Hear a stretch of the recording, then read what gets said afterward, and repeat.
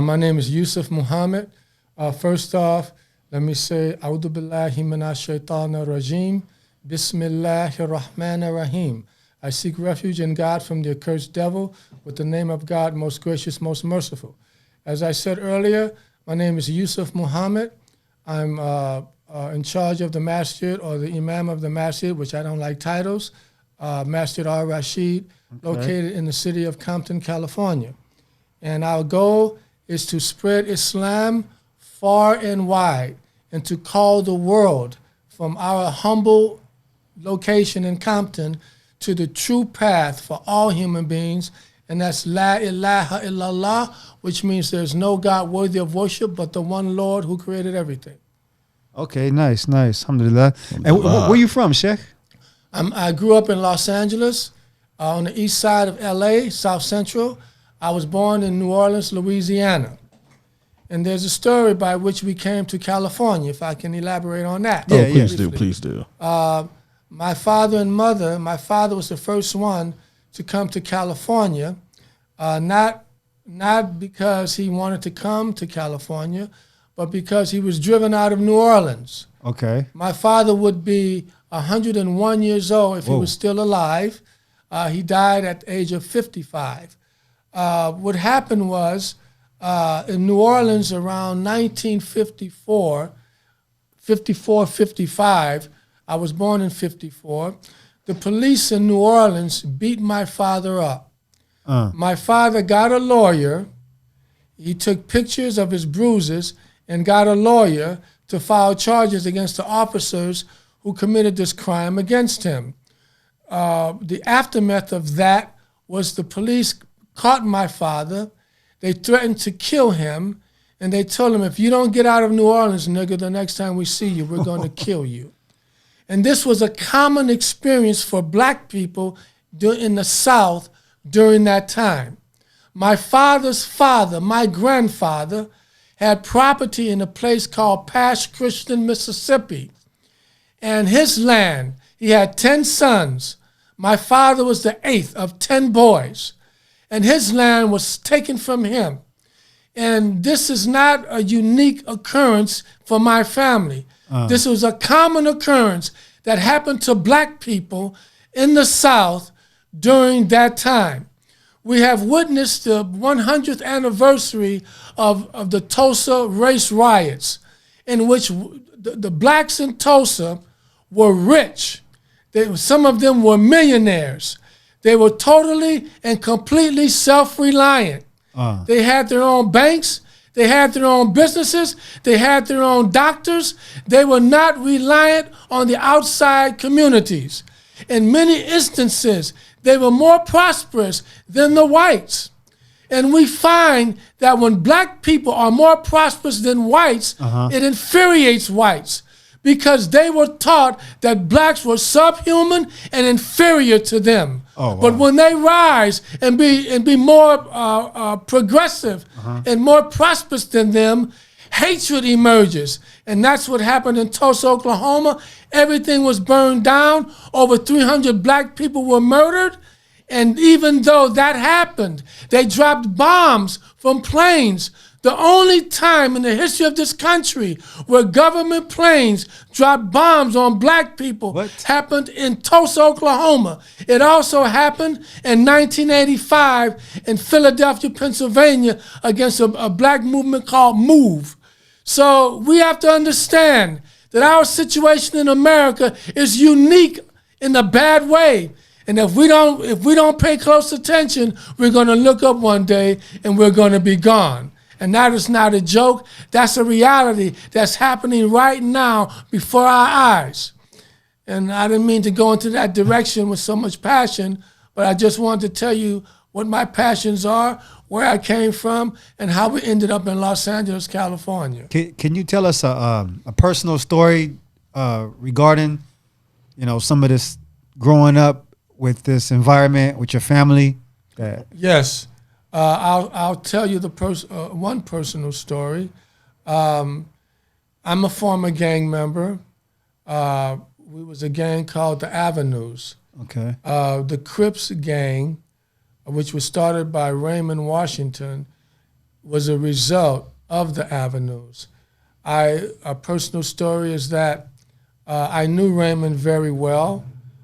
He got kicked out of Edison Junior High School, and he came to Charles Drew Junior High School, and that's where I met him. I can't exactly remember exactly how we met, but I do remember that we had gym class together, and that when we were in gym class, we were going to, they had a separate room aside from the gym, that was the weight room. And him and I would go in there and we would work out together. He had a natural physique, and I was into weights, so we would work out together there, and that's how our friendship began. We had, at my parents' home in our garage, we had weights that unfortunately we stole from junior high school, that Charles Drew Junior High School, and put them in our garage, and that was our gym. And that's where all the brothers from our neighborhood, we would work out there. And because Raymond knew me, he was allowed to come in and work out as well. Unfortunately, we know that Raymond went on to start the Crips and later on was murdered. I ended up in YA, but prior to going to YA, I had 3 experiences that made me realize that black people were not my enemy. It made me realize that young black gangbangers were not my rival. I came to the realization that the gang rival, if I can use that term, of all blacks in this country is the United States government and all of their agencies, especially the police department. The police department of today is no different from the patrollers of yesterday during slavery time. The slaves called them patrollers. They were also known as the slave patrols. Their job was to patrol the outskirts of different plantations. If they found a black wandering around by himself without a pass, they could beat, they could kill, or they could arrest. Many times they were killed, sometimes they were beaten, but they were also returned to the plantation from which they were enslaved. So present day, the police departments in every section of this country where blacks live are the present day patrollers. And the murder rate that they've been perpetrating against black people is clear evidence of that. Wow, I really love your passion. I love it, especially your love for black people. And what you said about how we're not enemies.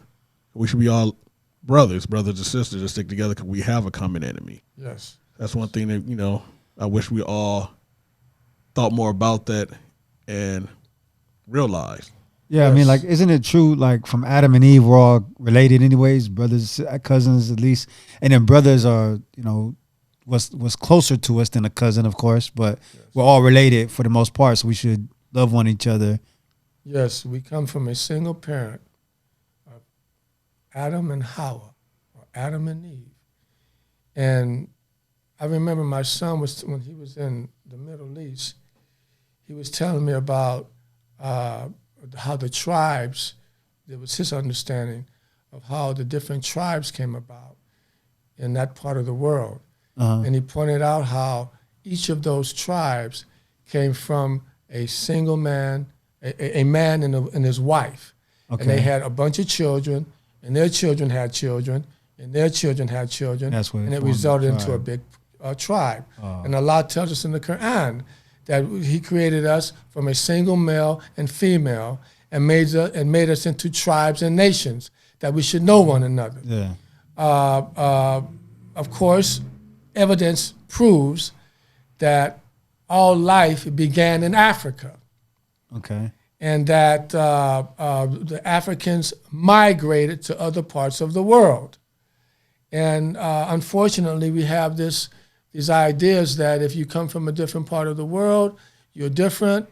We have the situation with the white supremacist doctrine. When they got their hands on gunpowder, there was always wars, and they were losing most of the wars, especially with the Muslims. But when they got their hands on gunpowder, and when the Muslims fell in love with the dunya, they got an advantage. And unfortunately, what we see today in the world of the Muslims is a direct result of that advantage. And of course, when we follow our desires, when any person sell out in favor of their desires, they will always lose. So, alhamdulillah for Islam, Islam teaches us that we control our desires and we stick to the Quran and the Sunnah as best we can, and that is how we will gain victory over ourselves and over our enemies. So with all this passion about history and the future, what are your goals and dreams? Like, how do you what do you see with us as people and as? Well, I had some experiences when I was young, when I was 16 and 17, that made me realize that I had to dedicate my life to a specific cause. The first experiences that I had was George Jackson and Jonathan Jackson. Are you brothers familiar with them? George Jackson and Jonathan Jackson? No, I'm not. They were brothers. I thought you was going to say Jesse Jackson. And but That's George Jefferson. George Jefferson. George Jackson was also known as one of the Soledad brothers. Okay. He was arrested when he was a youngster. I don't remember his exact age. And he went to prison. And he was known as one of the Soledad Three. It was George Jackson, John Clouchet, and Fleeta Drumgo. They were revolutionaries. Okay. They were hoodlums prior to going to prison. And a lot of times when the person is incarcerated, they find their passions in life. I went to California Youth Authority. I found my passion.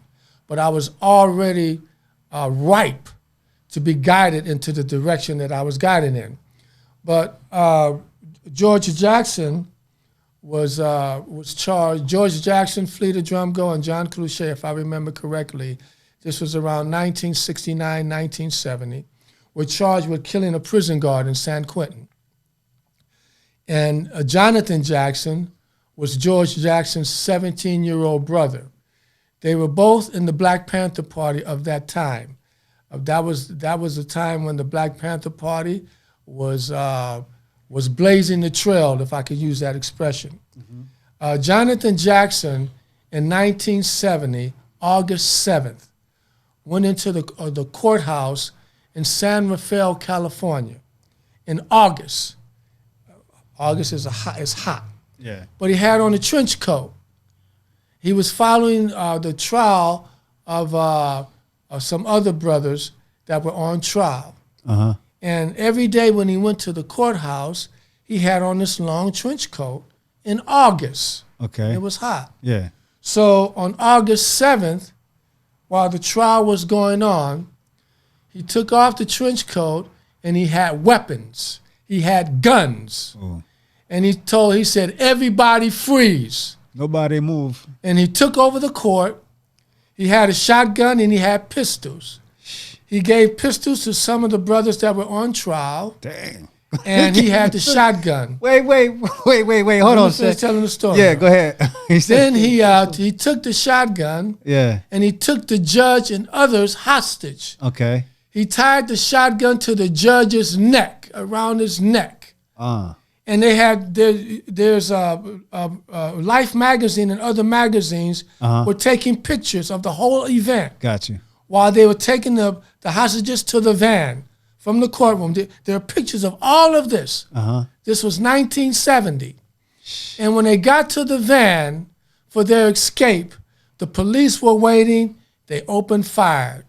They killed them all. Yeah. And there was a shotgun blast to the judge, and the judge was done as well. Oh, wow. So I remember this when I was on my way home.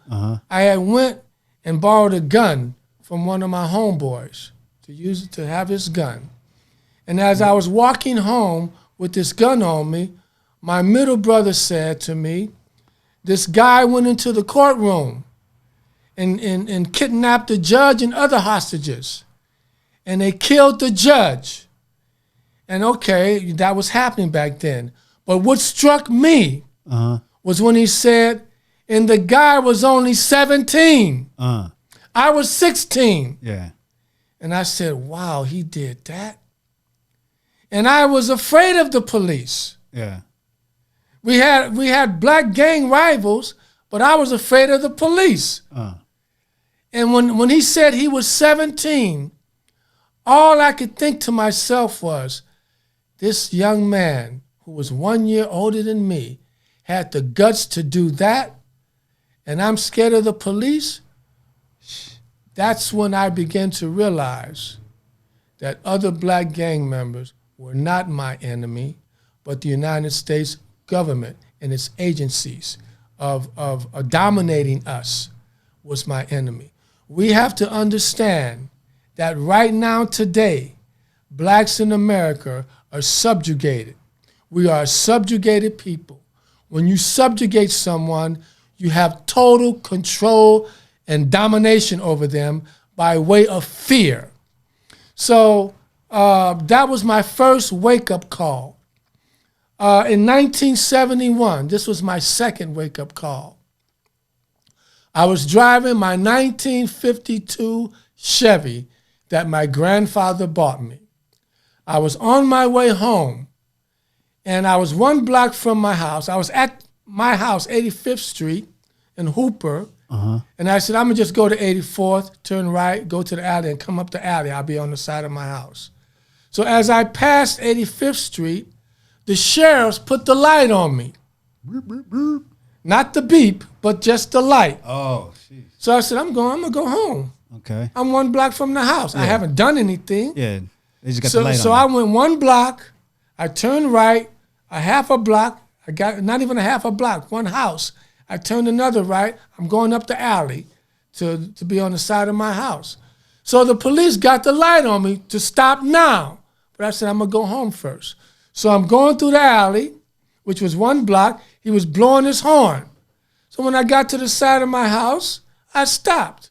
Yeah. By then, my mother heard the horn blow, and I saw my father and brother walk past. They didn't know what was happening, going to the store. Mm-hmm. So when I stopped, I'm looking at the side view of the mirror, and I saw the sheriff deputy get out of the car.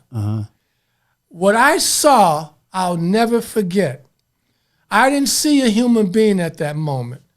I saw a predatory beast coming to kill me.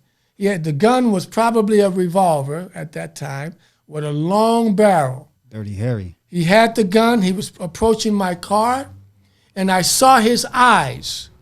When I saw his eyes, I saw murder, and I saw death, and I saw a beast. He was not human at that moment. Jeez. He pulled me out of the car. At this time, my mother's out, saying, no, don't kill my son. And then she was calling my father back, come back. So I get out of the car. I remember before I got out of the car, he poked me in the forehead with the barrel of the gun. Damn. I'll never forget that.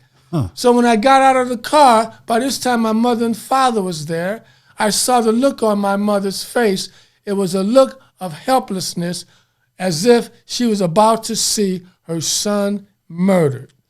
At that moment, that's when I realized that other blacks were not my enemy, that my enemy at that moment was the United States government and all of their agencies, for I did nothing wrong. And I was preyed upon by a human who had lost his humanity, who had became a beast, a predatory beast to kill me. In the same way that George Zimmerman stalked Trayvon Martin like a fox preyed on a rabbit and murdered him and got off free. So at that moment, I was a changed man or a changed young man. And I was dedicating myself to wanting to be a part of the solution to our collective problem.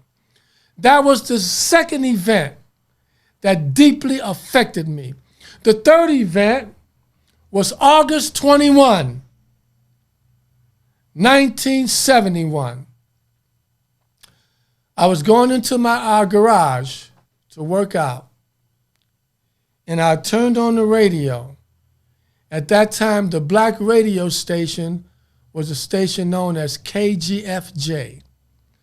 That was the station that played black music, and most blacks listened to that station. Okay. So while I was starting my workout, the news flash came on.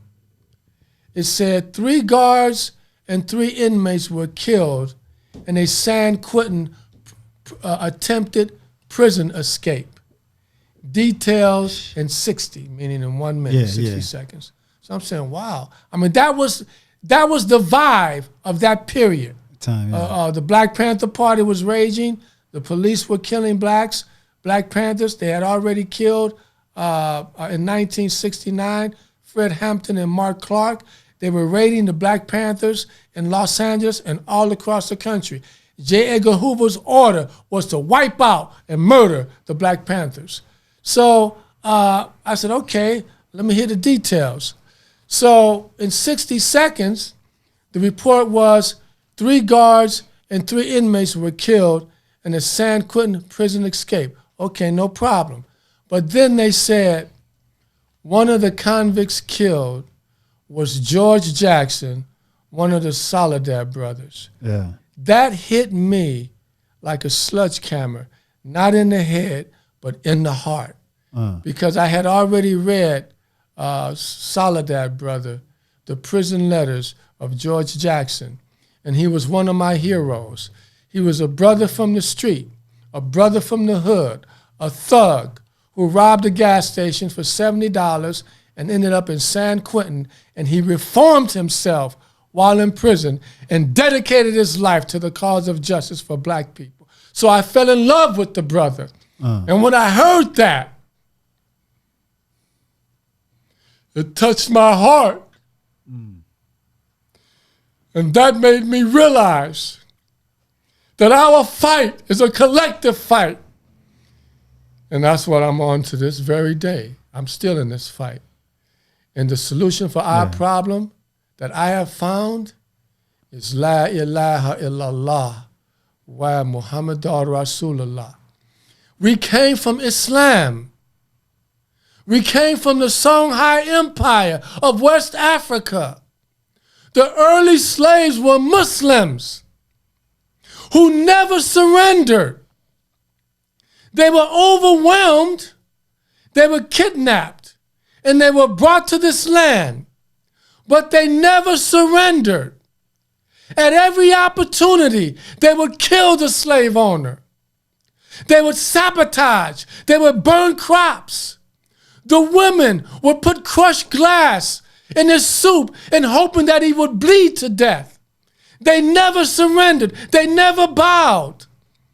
So the slave owners tried to find a solution to the problem. So they went to this German slave owner, who was very wise, and they told him their story and their problem with their slaves. He asked them one question. He said, "Do you let them keep their babies?" They said, "Yeah, we do." He said, "That's the problem. As long as you let them keep their babies, they're going to teach their babies that they're only slaves to God and not slaves to any man, and that they should resist at all costs." So that was the beginning of the making of a Negro. He said, as soon as they get off that slave ship, take the babies out of the mother's arms and send them to a plantation where the blacks don't know who they are, don't know their identity, who think that they were niggers and cursed by God, like the slave owners said. Like the Bible says, cursed be the sons of Ham to be the slaves of their brothers. That's deep. So here we are, present day, almost annihilated by self-induced killers. The major killer of black people today, unfortunately, is black women with the abortions. Since 1973, black women have aborted over 22 million black babies. Now you think about that. You think what our numbers would be had that not occurred. That is the single most destruction of black people. When you combine all the forms of death be it cancer, be it heart attack, be it strokes, be it auto accident, be it drug overdose, be it gang violence.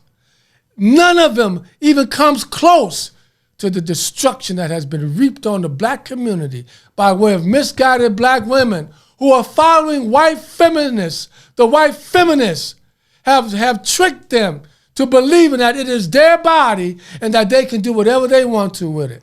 As of 2000, black people in America have been at what is called non-replacement rate, meaning that they're not having enough babies to replace the black people that are dying. So what does that say? That says, as we die, we're not being replaced, which means in a certain amount of years, we're going to die out if this scenario does not change.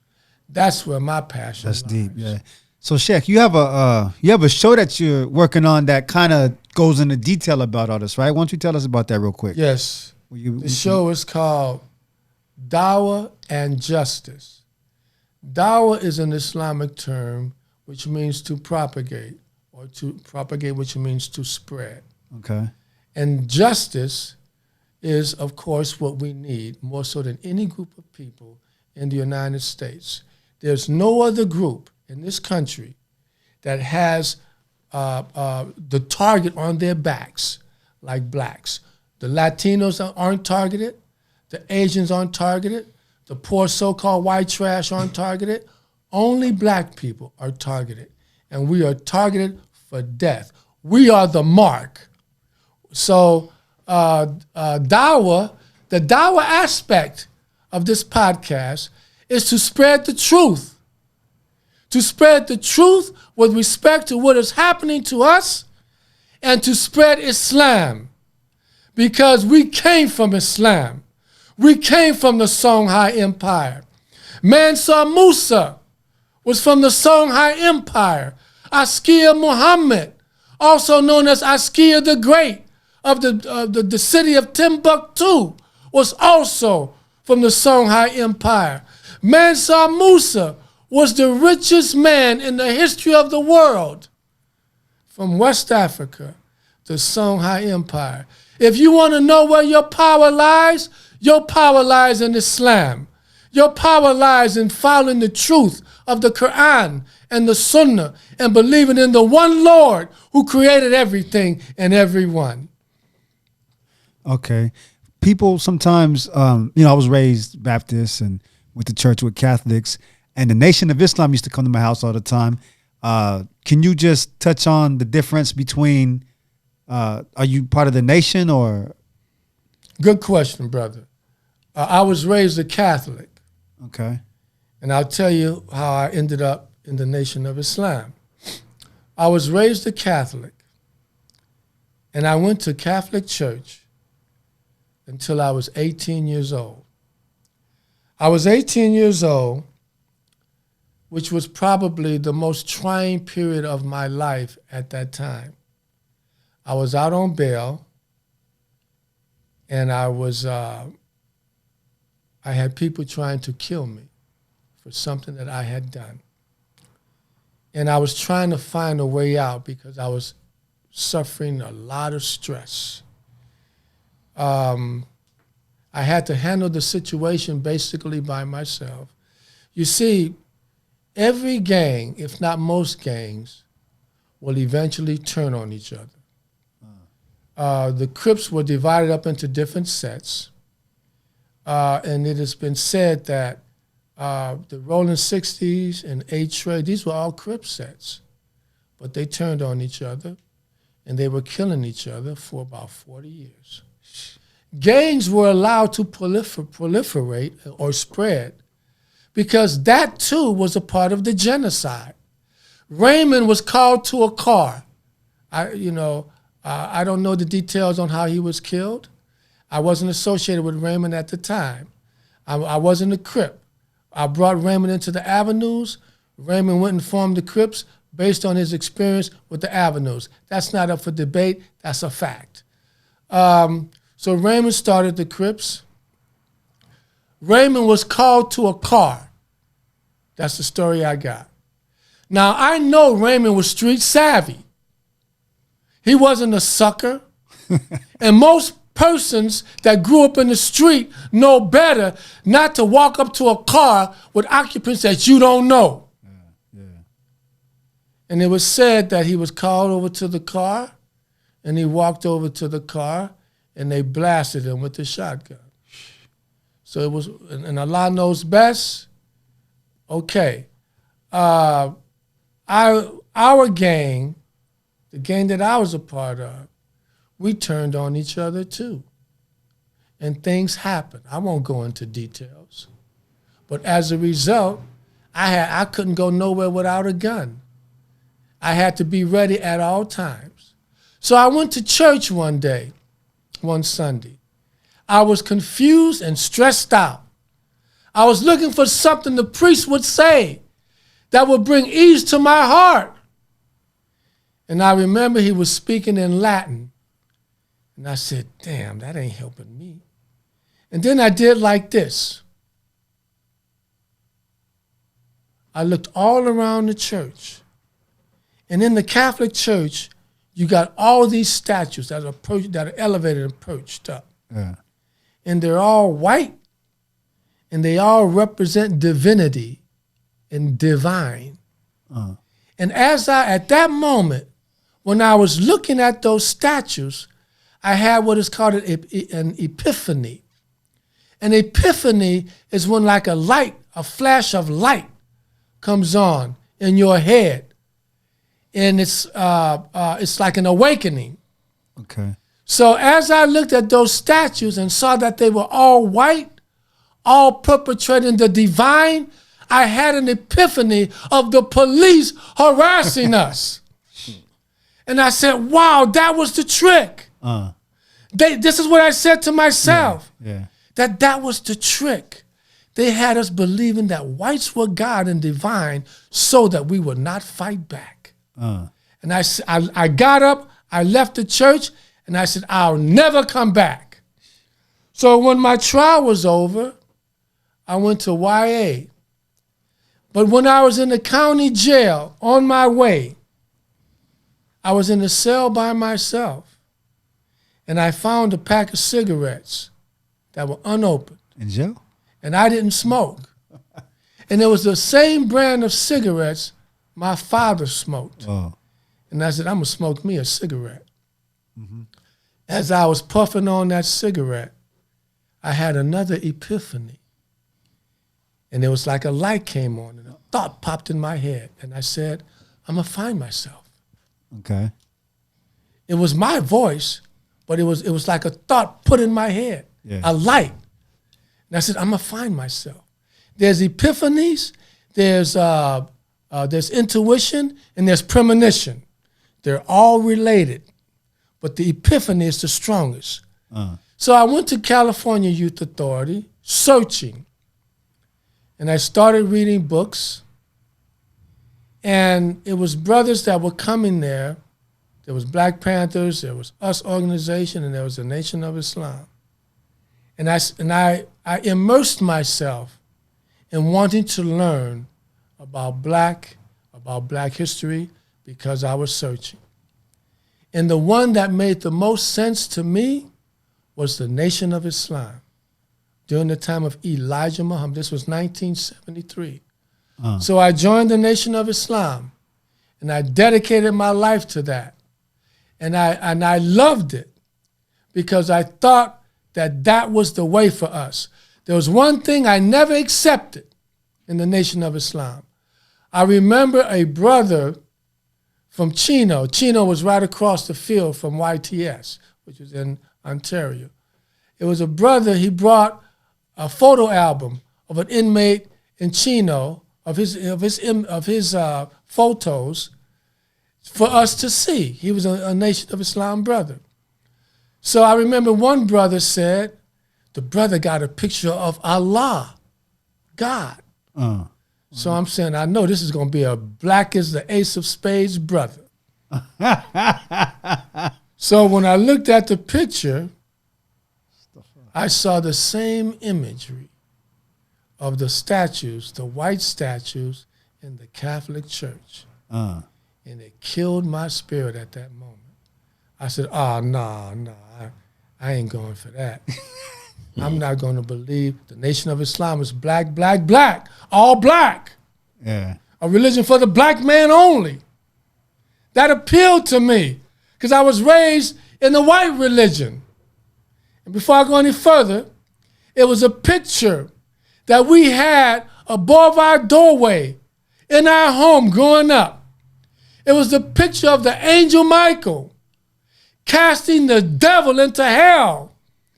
And the devil is surrendering to the angel Michael, who has his sword drawn. And the devil, he has the sword in one hand and a balanced scale in another hand, meaning it's justified to kill this black devil. The devil was black and the angel was white. We tore that picture off the wall when we became teenagers. So when I saw that picture of a so-called Allah, I thought about the statues, and I thought about the angel Michael casting the black devil into hell, and I thought, no, I ain't going for this. So I never accepted the image or the picture of Farad being God, but I still loved Elijah Muhammad. And I got out of YA, I went straight to the Nation of Islam the very night, and I was selling papers the very day, and I never stopped selling papers, pies and fish. In fact, I was a part of a group of brothers who sold 1,000 papers a week, and we was honored for that. Our picture was in the paper for that.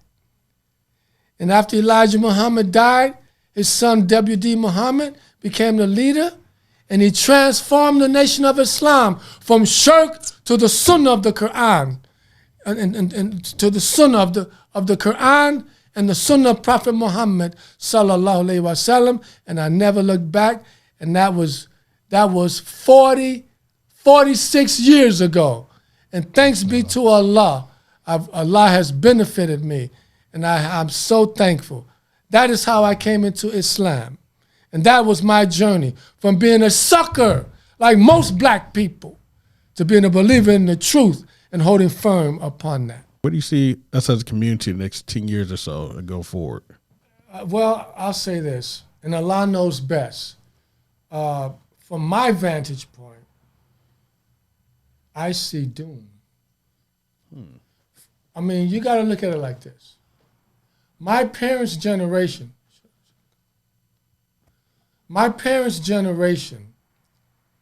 was the last generation where black men and women were married and had children.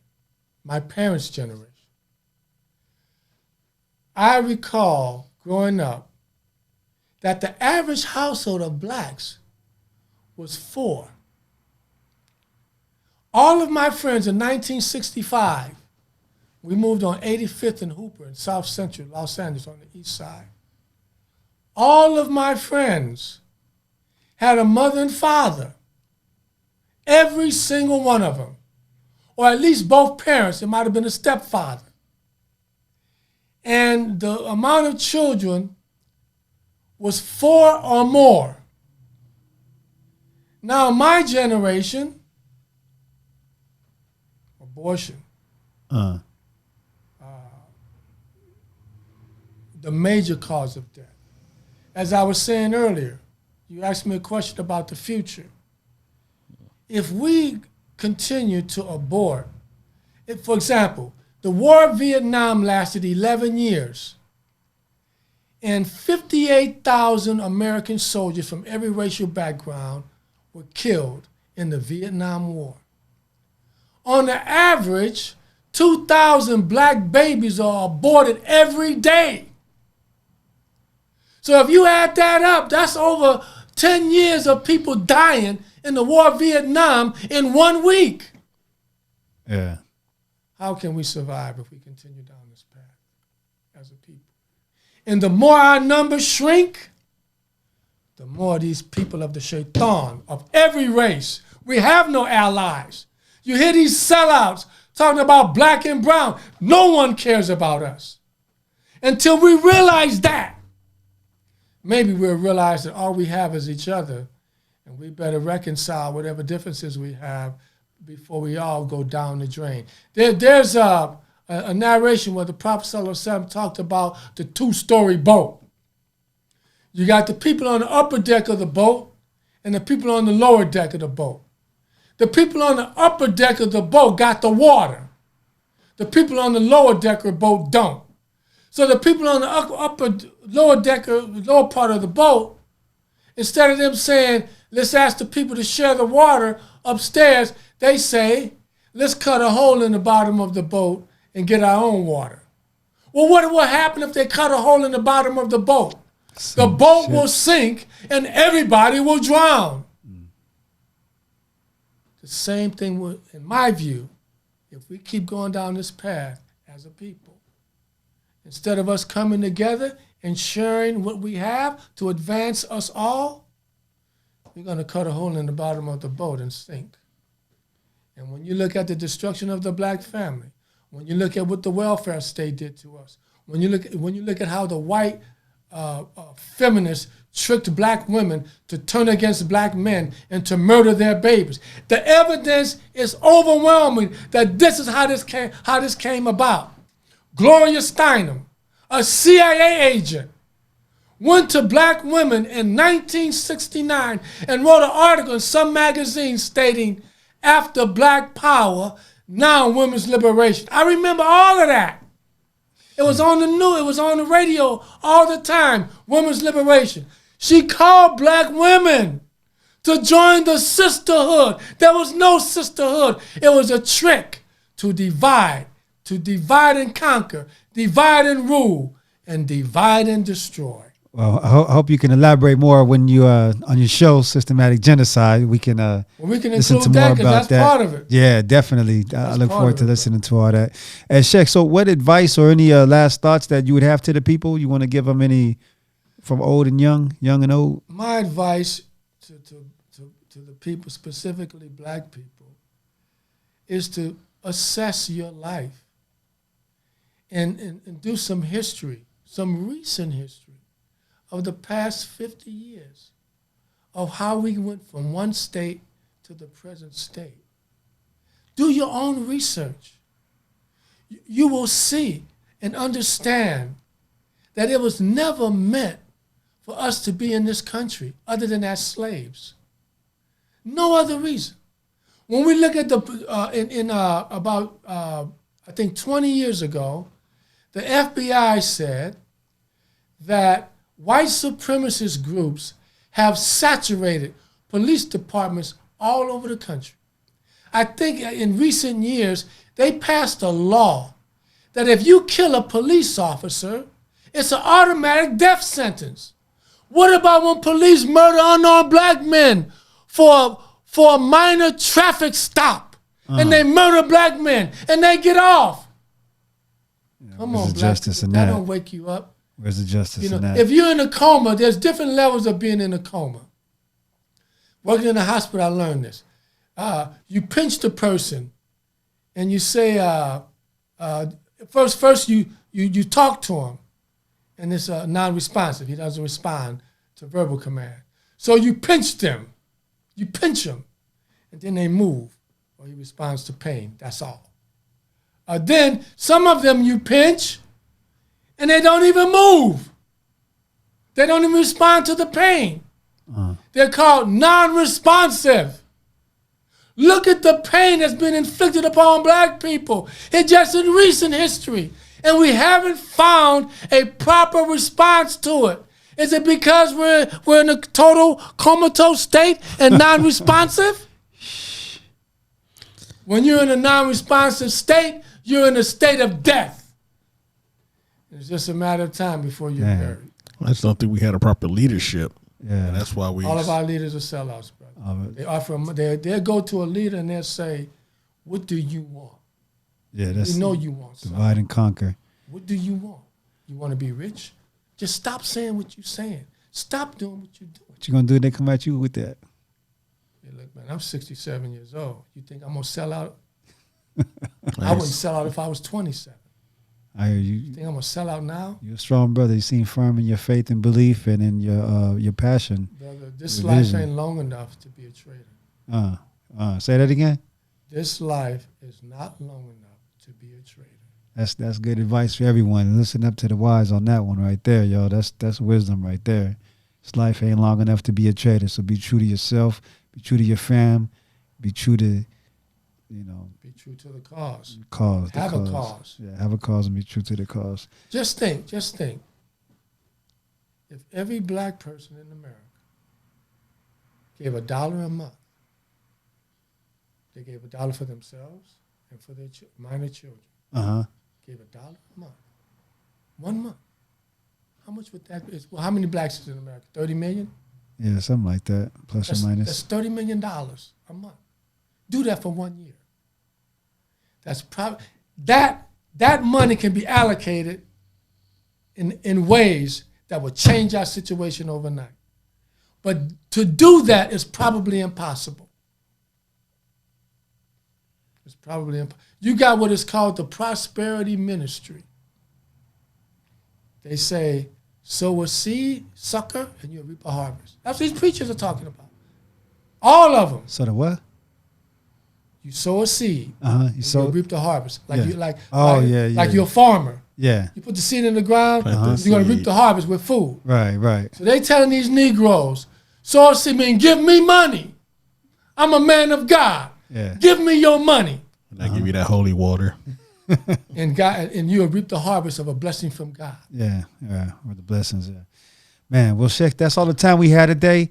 We look forward to having you again. We definitely got to continue this. We got to do a part 2 of this. Yeah, I can listen to you talk. Yeah, all definitely. day, We got to do a brother. part 2 to this. And, there you have it. Thank you guys for tuning in to Interesting People with A.K. Malik. And Nino Black right here. And we'll get at you next time. Stay safe, y'all. Peace.